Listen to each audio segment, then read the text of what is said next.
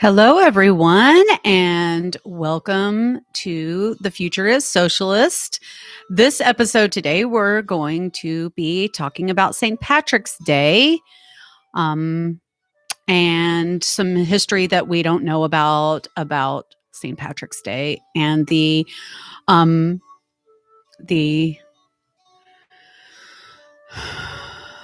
famine that happened that drove so many Irish families to America. Okay, so today here we're going to, this comes from the Zen Education Project, Teaching People's History. This day in history, March 17th, St. Patrick's Day. Did you know that during the first winter of famine, 1846 to 47, as perhaps 400,000 Irish peasants starved, landlords exported 17 million pounds sterling worth of grain, cattle, pigs, flour, eggs, and poultry, food that could have prevented those deaths. The school curriculum could and should ask students to reflect on the contradiction of starvation amidst plenty, on the ethics of food exports amidst famine, and it should ask why these patterns persist into our own time. But today's corporate textbook producers are no more interested in feeding student curiosity about this inequality than were British landlords interested in feeding Irish peasants.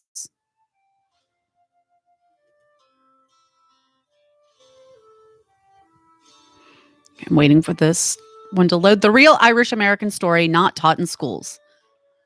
The coronavirus pandemic reminds us of other times of mass human inequality and hit those hardest who could least afford it. The Great Famine in Ireland can be studied to reflect on how it differs from, but also prefigures, what's going on today. This article by Bill Bigelow, first published in 2012, looks at how the famine was the result of British colonialism, not a potato blight. There was abundant food in Ireland during the worst years of the famine. Wear green on St. Patrick's Day or get pinched. That pretty much sums up the Irish American curriculum that I learned when I was in school. Yes, I recall a nod to the so-called potato, but it was mentioned only in passing. Sadly, today's high school textbooks continue to largely ignore the famine, despite the fact that it was responsible for unimaginable suffering and the deaths of more than 1 million Irish peasants, and that it triggered the greatest wave of Irish immigration in U.S. history. Nor do textbooks make any attempt to help students link famines past and present. Yet there is no shortage of material that can bring these dramatic events to life in the classroom. In my own high school social studies class, I begin with Sinead O'Connor's haunting rendition of Skibbereen, which includes the verse, "Oh, it's well I do remember that bleak December day. The landlord and the sheriff came to drive us all away. They set my roof on fire with their cursed English spleen, and that's another reason why I left old Skibbereen." By contrast, Holt McDougall's U.S. history textbook, The Americans, devotes a flat 2 sentences to the Great Potato Famine. Prentice Hall's America, Pathways to the Present, fails to offer a single quote from that time. The text calls the famine a horrible disaster, as if it were a natural calamity like an earthquake. And in an awful single paragraph, Houghton Mifflin's The Enduring Vision, a history of the American people, blames the savage ravages of famine simply on a blight. And the only contemporaneous quote comes inappropriately from a landlord who describes the surviving tenants as famished and ghastly skeletons. Uniformly, social studies textbooks fail to allow the Irish to speak for themselves, to narrate their own horror. These timid slivers of knowledge not only deprive students of rich lessons in Irish American history, they exemplify much of what is wrong with today's curricular reliance on corporate-produced textbooks. First, does anyone really think that students will remember anything from the book's dull and lifeless paragraphs?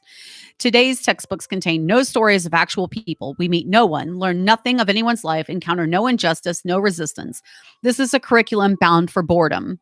As someone who spent almost 30 years teaching high school social studies, I can testify that students will be unlikely to seek to learn more about events so emptied of drama, emotion, and humanity. Nor do these texts raise any critical questions for students to consider. For example, it's important for students to learn that the crop failure in Ireland affected only the potato. During the worst famine years, other food production was robust. Michael Pollan notes in The Botany of Desire, Ireland's was surely the biggest experiment in monoculture ever attempted and surely the most convincing proof of its folly. But if only this one variety of potato, the lumper, failed and other crops thrived, why did people starve? Thomas Gallagher points out in Paddy's Lament that during the first winter of famine, 1846 to 47, as perhaps 400,000 Irish peasants starved. Landlords exported 17 million pounds sterling worth of grain, cattle, pigs, flour, eggs, and poultry, food that could have prevented those deaths. Throughout the famine, as Gallagher notes, there was an abundance of food produced in Ireland, yet the landlords exported it to markets abroad. The school curriculum could and should ask students to reflect on the contradiction of starvation amidst plenty, on the ethics of food exports amidst famine, and it should ask why these patterns persist into our own time. More than a century and a half after the Great Famine, we live with similar, perhaps even more glaring contradiction. Raj Patel opens his book, Stuffed and Starved, and the Hidden Battle for the World's Food System. Today, when we produce more food than ever before, more than 1 in 10 people on Earth are hungry. More than 1 in 10 people, 1 in 10, are hungry. The hunger of 800 million happens at the same time as another historical first, that they are outnumbered by the 1 billion people on this planet who are overweight. Patel's book sets out to account for the rot at the core of the modern food system.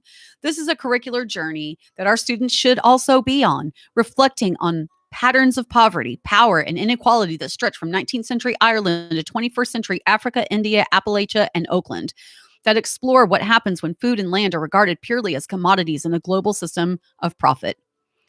But today's corporate textbook producers are no more interested in feeding student curiosity about this inequality than were British landlords interested in feeding Irish peasants. Take Pearson, the global publishing giant. At its website, the corporation announces redundantly that we measure our progress against 3 key measures: earnings, cash, and return on invested capital.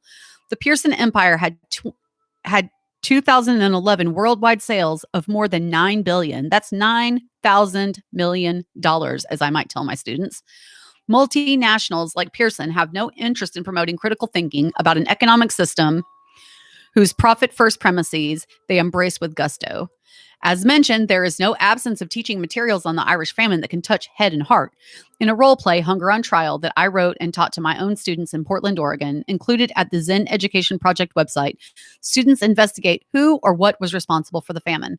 The British landlords who demanded rent from the starving poor and exported other food crops, the British government which allowed these food exports and offered scant aid to Irish peasants, the Anglican Church which failed to denounce selfish landlords or to act out on behalf of the poor, a system of distribution which sacrificed Irish peasants to the logic of colonialism and the. These are rich and troubling ethical questions. They are exactly the kind of issues that fire students to life and allow them to see that history is not simply a chronology of dead facts stretching through time. So go ahead, have a Guinness, wear a bit of green, and put on the chieftains. But let's honor the Irish with our curiosity. Let's make sure that our schools show some respect by studying the social forces that starved and uprooted over 1 million Irish, and that are starving and uprooting people today. Wow.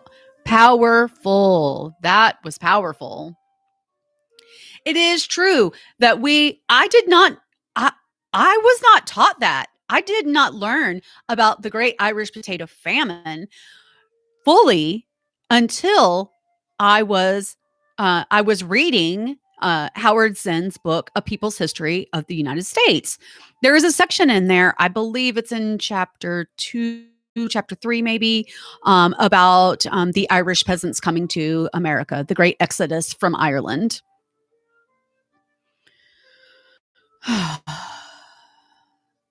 And if you haven't seen the Zen Education Project, you really should look at it. And here is the Hunger on Trial, an activity on the Irish potato famine and its meaning for today. If it'll click up.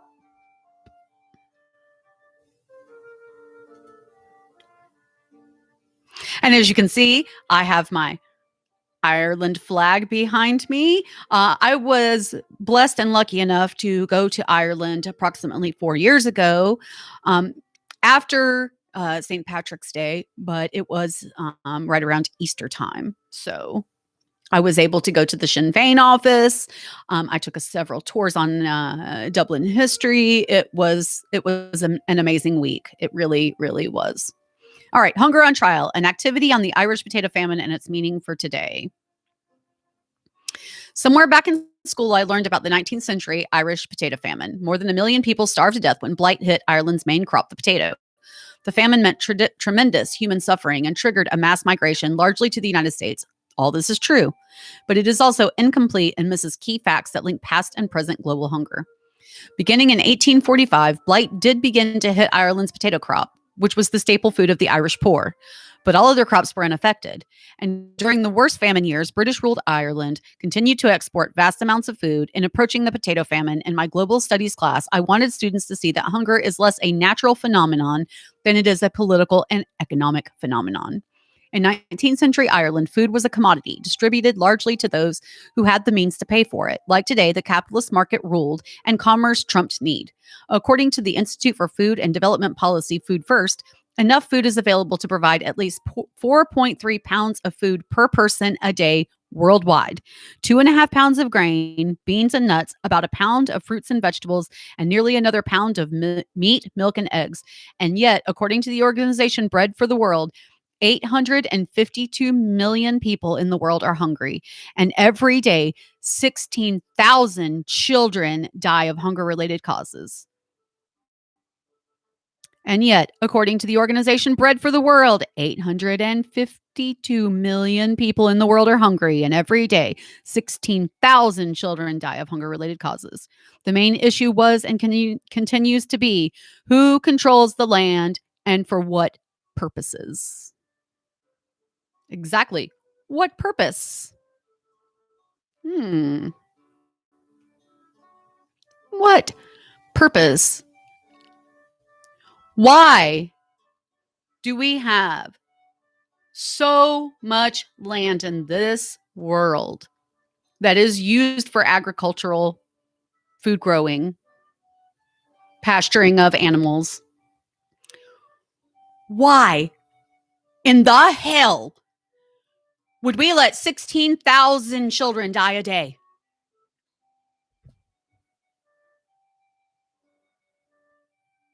That's absolutely disgusting. We ought to be ashamed of ourselves. Literally ashamed of ourselves that we would let that kind of food go to waste, that we would not provide children with the food that they need to survive. It's disgusting.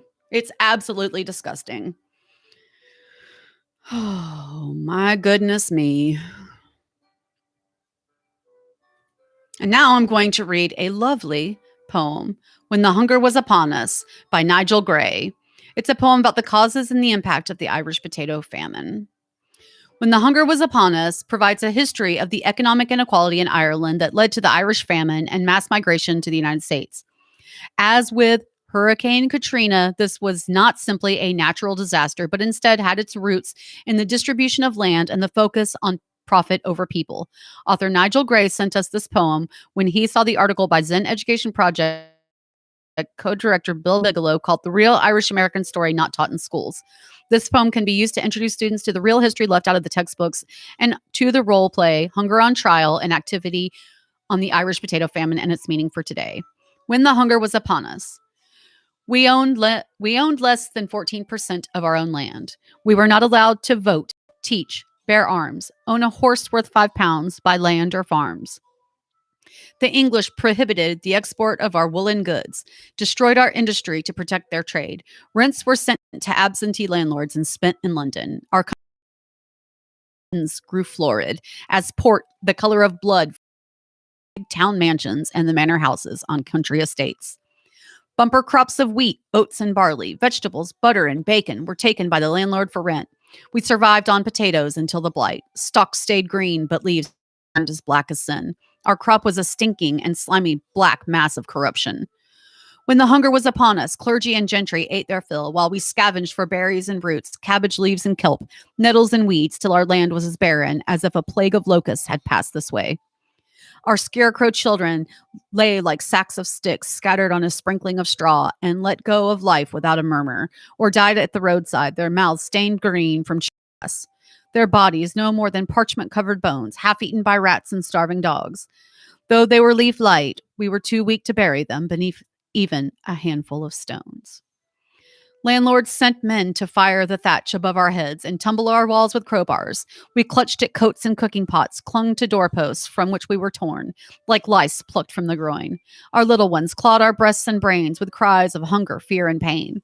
Dragoons drove us from the ruins of our holdings, from the land we had reclaimed from bog, with hand and spade. They tore up our foundations to make way for sheep and cattle which brought a better profit. For resisting, our backs were flayed into raw red meat, or were hung in rows like carcasses on a butcher's rail. We scraped holes in hillsides, the tools of our new trades, fingers to form begging bowls, fingernails for rooting like hogs in the clay.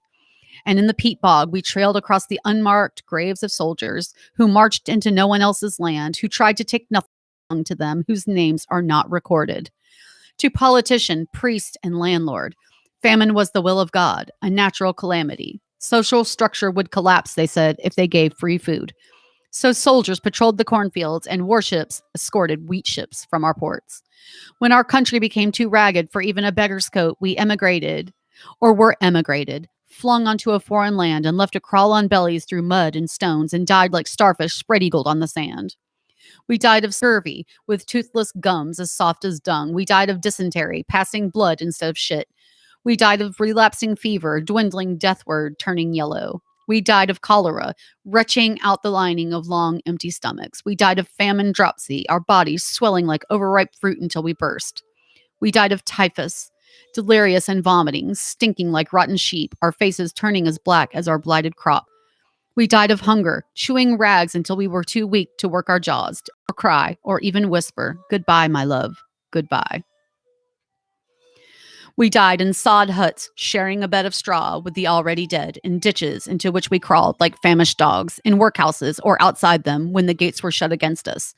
Public works when we had not the strength to lift a spade or take another step, on emigrant boats in airless holds, wailing for water through blistered lips, and going down into the cathedral of the sea in the close, dark berths of coffin ships. We died of malnutrition and fever. While the granaries overflowed, we fled from our homes where death sat at our tables and slept in our beds. We asked for no export of cattle and grain, rejected under the banner of free trade. We asked for state finance for new industry and railways, rejected under the banner of private enterprise. We asked for food, and England sent an army of occupation.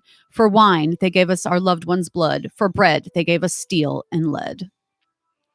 Nigel Gray is an Irish-born, Australian, multi-award-winning author of more than 80 books, mostly for children. His latest publications are Strangers, a novel for adults, A Baker's Dozen, a collection of 13 stories for upper primary age children, and the picture book, A Country Far Away.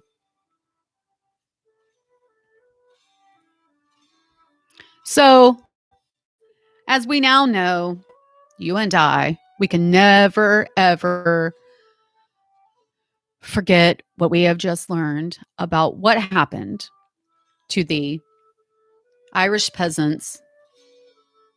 What really happened? It wasn't that the potato was the only thing they had to eat. I mean, it was because the English wouldn't let them have any more food. Why do you think that? Because profits mean more than people to capitalists. Capitalists are so goddamn afraid that they won't be able to accumulate as much wealth as humanly possible. And so they try to obfuscate, they attempt to make you feel like it's your fault. If you aren't successful, baby, it's your fault. Did you not get the right education? Did you not get a decent job? Did you not get health care? Like, all these things cost money. And we're born into poverty, like these Irish peasants. If you were born into poverty, you how do you crawl out of poverty? It's not that easy. A lot of white people who say how easy it is. Oh, I did it. Why can't you do it? I did it. Why can't you do it? Right. You know what? Not everybody's the same, and trying to put yourself, because you had all the advantages in life that other people didn't have. Like, I mean, I know I'm white, but I didn't have a lot of opportunity to do the things that needed to be done for me to have a good and decent life. I now have a good and decent life simply because my loving child helps me because I am disabled and people don't understand what disability is. You know, most people look at me and would never think for a minute that I was sick. But I'm actually very, very sick. This is, and I'm not just sick with a physical illness either. I'm also afflicted with mental problems. Going hungry as a child affected my brain. I don't think as well as I probably could have had I have had nutritious meals to eat when I was a child. I grew up in a really small town. Everybody knew what was happening in our lives. Everyone knew that we were going hungry. My brother and sister and I, they knew it and they didn't care. No one in the town gave a shit. So we starved. And all we had to eat was crappy food like Hamburger Helper, crappy processed food. Crappy processed food does not make your child's brain grow effectively and fully.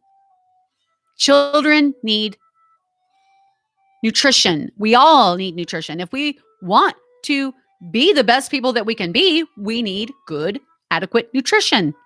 All of us do. Every one of us. So we see that capitalism hasn't really changed since the 1840s. There are people starving to death in the USA. Here in our country. It could be your neighbors. You don't know. Maybe your neighbor's children don't have any food. Did you ever think about that? Even once? Ever? Do you go to church?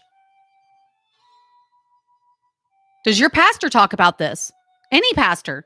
Does any pastor anywhere at any time talk about income inequality, food insecurity, food deserts, lack of healthcare, lack of education?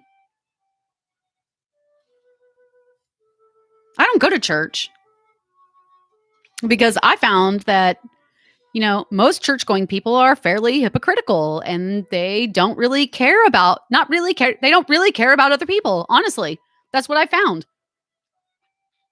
I have been helped by random people, good hearted, loving people, and I have paid that forward. And I'll continue to pay their loving kindness towards me. I will continue to pay that forward for the rest of my life.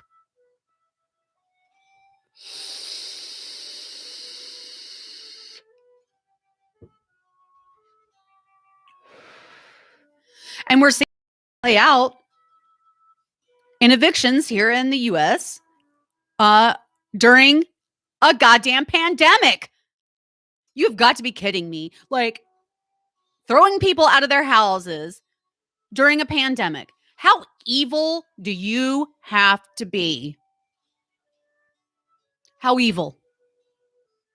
I read a story last year of a woman who had never been late with her rent before, not even once, never once.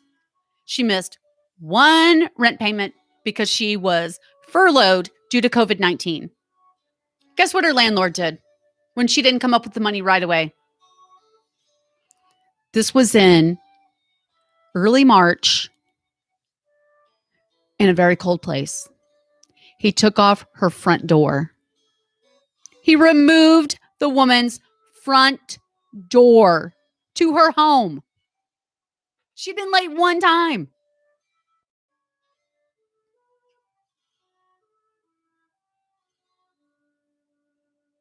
As if you couldn't tell, I'm against private property. I don't think anybody should own land. It's for all of us. It's not just for you. It's for all of us. I don't care about your private property. I couldn't give two shits about your private property when it comes to land. What I do care about is your personal property. I care about your personal property. I want you to be able to keep the things that you have. But land is for all of us. Housing is for all of us. It's in Maslow's hierarchy of needs.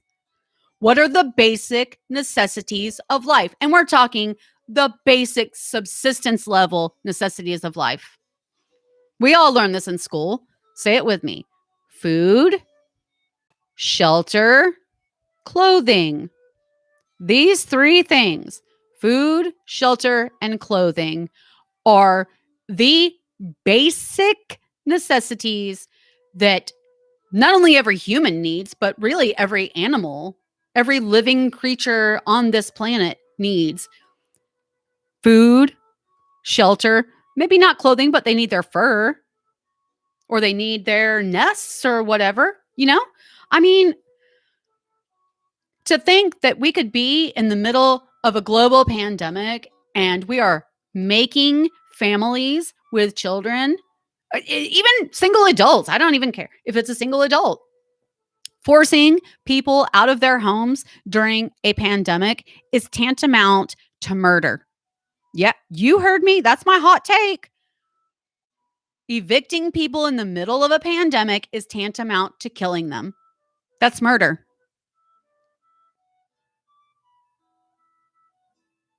Like it or not, disagree with me or not, agree with me or not, I don't really care.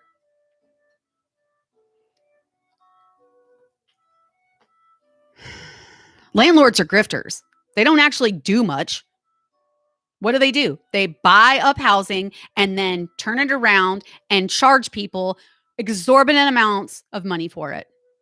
I'll tell you something. One of the reasons why I'm sick of living in California is that the apartment complex that I live in 2 years ago decided that they didn't want to have communal laundry rooms anymore. This is prior to the pandemic. This has nothing. So they decided that they were going to, we wanted it. They were going to put washers and dryers in every single one of our apartments and then charge us $75 a month extra to have the access to these, whether we wanted them or not. $75 a month. Now, that was 2 years ago. What is $75 a month times 24? And I'll tell you how much money. 75 times 24 months. That's $1,800 that this apartment complex is stealing from their tenants. So if you think that landlords don't steal from their tenants, you would be wrong. I could have bought the top of the line washer and dryer system for $1,800. In 2 years, that's how much we've spent on that washer and dryer. $1,800. $1,800 that I could have put into savings to get experimental healthcare when the time comes if I need it. Let's see. Maybe I could have put more money on my car or my son's car. I don't know. Maybe I could have went on a fucking trip with that $1,800, but I'll never see that $1,800 now. And it's more than that by now because we lived here for 3.5 years and it'll be 4 years by May. So that's a lot of money.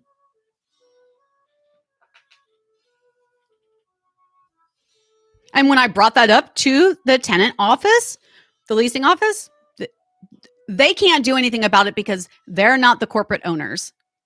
So this is the problem with housing these days, trying to get housing, is that they're all owned by several large companies that don't have, that buy up. Okay, here's what happened.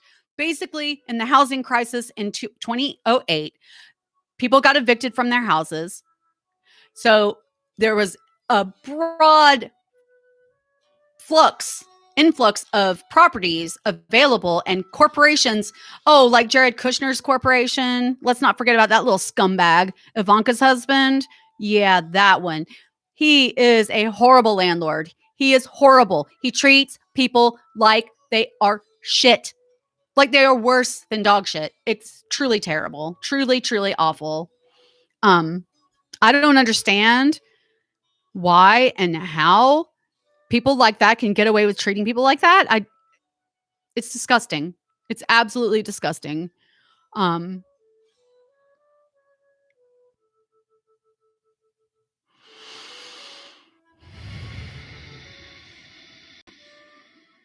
This is depressing me.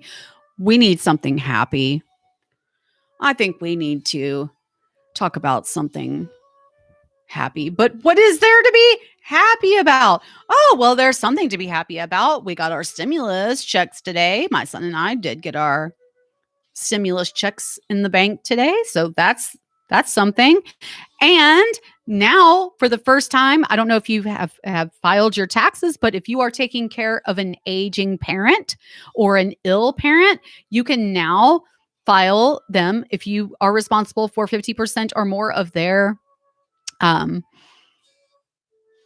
care, then you can claim them as a dependent on your taxes for 2020. You weren't able to do that before, but we were able to do it this year. So we got back more money from the government, but it's still not enough because we need Medicare.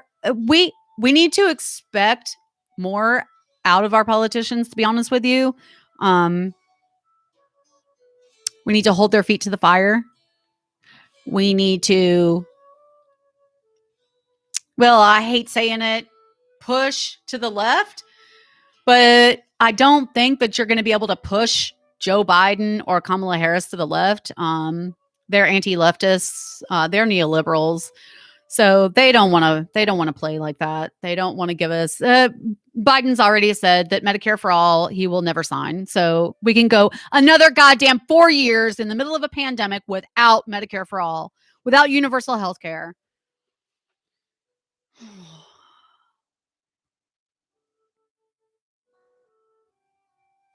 I don't have to worry about healthcare. Luckily, I'm covered through VA. But when I wasn't, and if I wasn't able to access VA healthcare, I would be dead. That's not hyperbole. That's not a joke. That's not me being like, well, hyperbolic is the thing that I was going to say. The truth is, if I didn't get access to, if I had gone on not knowing I could access VA healthcare, I would have been dead a long time ago, because cancer is a killer. It kills people. It kills people all the time, every day.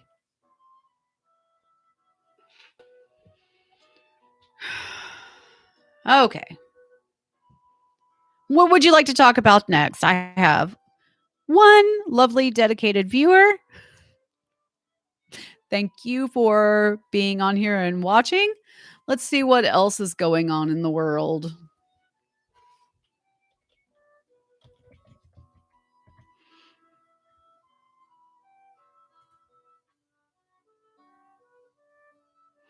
Oh boy, that's depressing. What we know about Robert Aaron Long, the suspect in the Atlanta spa shootings. Well, he killed 8 people in 3 metro Atlanta spas.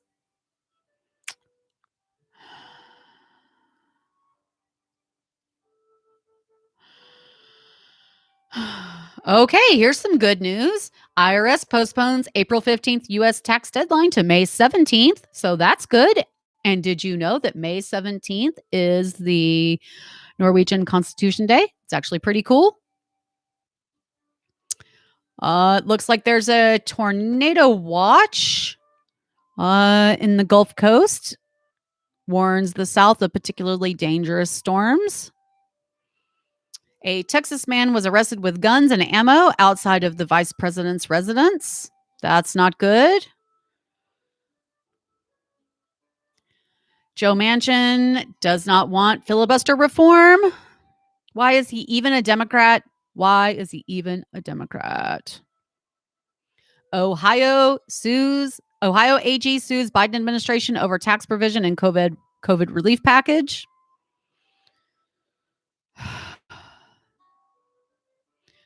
Former Brazilian leader Lula urges Biden to call an emergency coronavirus summit.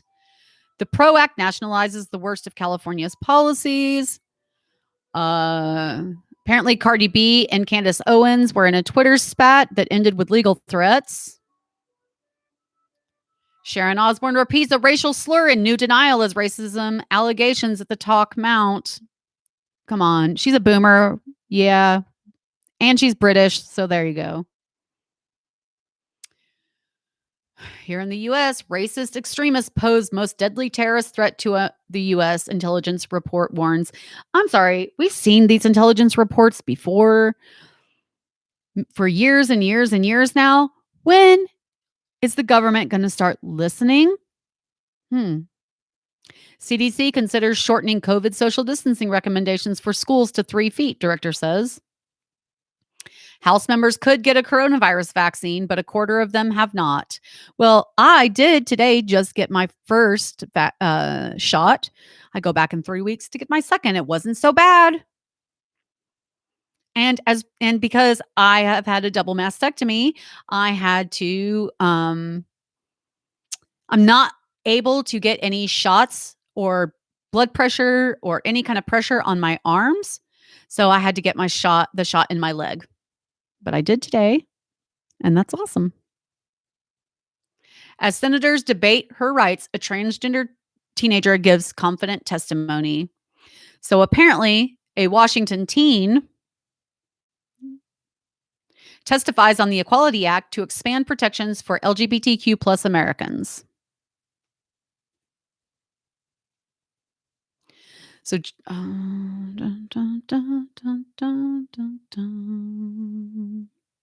is from The Guardian.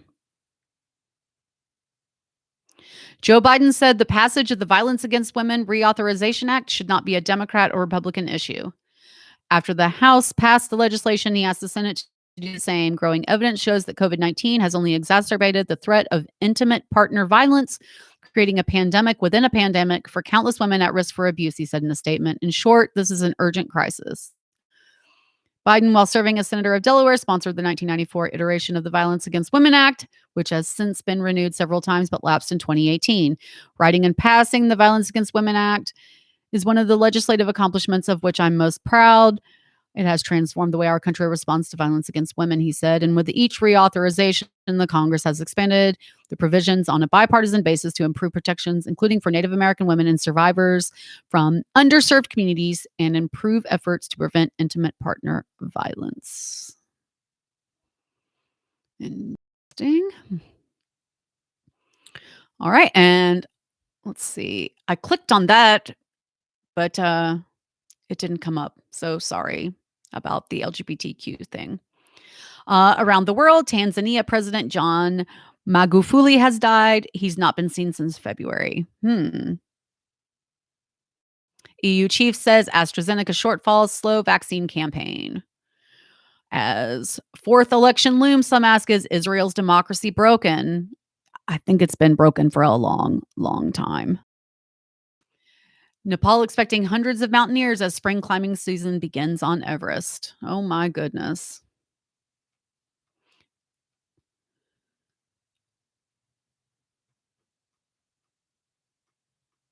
Okay. So the biggest news today, obviously, is about the suspect in the Atlanta spa shootings, Robert Aaron Long. So let's see what we know about him. He killed 8 women, 8 Asian women in the metro Atlanta area.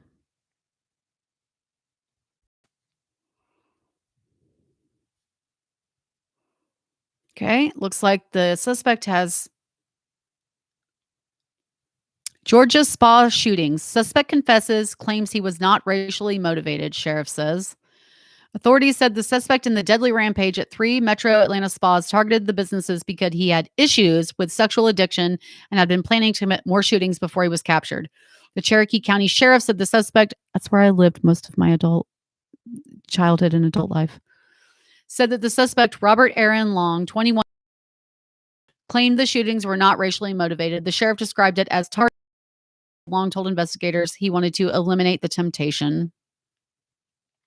Channel 2's Chris Jose learned that Long allegedly targeted businesses that he had been to before. A total of 8 people were killed and another was injured in Tuesday's shootings in Atlanta and Cherokee County. The FBI has now joined in the investigation. White House officials tell Channel 2 Action News that President Biden has been briefed on the horrific shootings, and officials have been in touch with the mayor's office and will remain in touch with the FBI. Long was captured in Crisp County, Georgia around 8:30 p.m. Tuesday. Investigators interviewed him shortly after and said Long did not give indications that this was a hate crime, but they said they are not ruling out that possibility completely. The Cherokee County Sheriff's Office said Long had been charged with 4 counts of murder and 1 count aggravated assault. The Atlanta Police Department has also charged Long with 4 counts of murder. The shooting began just before 5 p.m. Tuesday at Young's Asian Massage Spa off Bells Ferry Road and Highway 92 in Cherokee County. 2 Asian women, one white woman, and 1 white man were killed inside the spa. Another man who is Hispanic was injured. He is stable at Wellstar Kennestone Hospital. A family member of that victim told us her uncle was walking out of the store next door when he was hit by a bullet. He was rushed to the hospital. He was outside. That was when they say he got shot, said Adriana Mia. The suspect then drove into the city of Atlanta, where he is accused of opening fire at 2 spas across the street from each other on Piedmont Road. 3 people were killed at Gold Spa and 1 was killed at aromatherapy, according to investigators.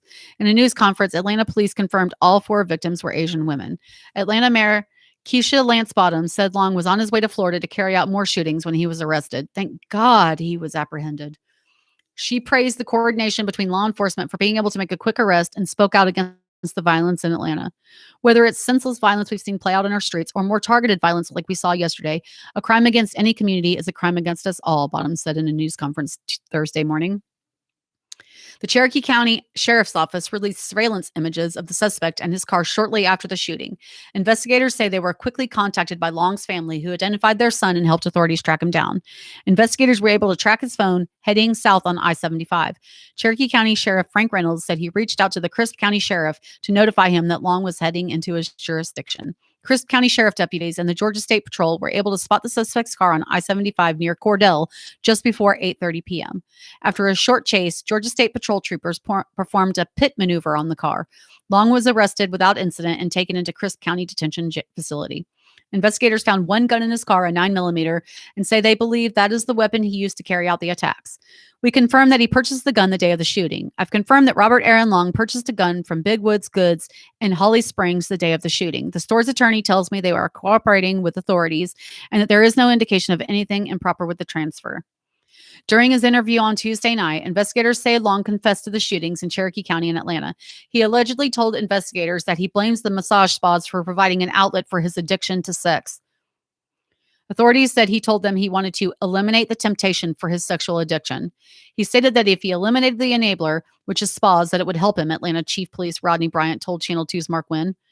Long was extradited back to Cherokee County Wednesday morning. He is expected to be in court Thursday morning for arraignment. We're beginning to learn more about the victims of the deadly shooting. The Cherokee County Sheriff's Office released the name of the 4 deaths and 1 injury in that county. Delana Ashley Yon, 33 of Ackworth, Paul Andre Michels, 54 of Atlanta, Zhao Jie Tan, 49 of Kennesaw, and Diao Feng, 44 were killed. LCSR Hernandez Ortiz, 30 of Ackworth, was injured and is in serious condition but stable, according to family. Update: the sole survivor in the Cherokee massage parlor shooting is 30-year-old LCS Hernandez Ortiz. His family tells me they are praying for him. Names released for victims in deadly Cherokee County spa shooting. Atlanta victims not identified yet. Patrols increased in Asian community. Immediately after the shooting, Atlanta police began checking with other Asian spas in the area and increased patrols. Several communities around Metro Atlanta also announced plans to beef up patrols in Asian communities.